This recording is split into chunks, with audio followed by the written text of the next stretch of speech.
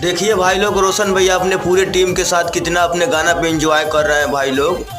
जिस तरह भाई लोग आप लोग रोशन भैया को सपोर्ट करते हैं उसी तरह एकदम करते रहिए भाई लोग।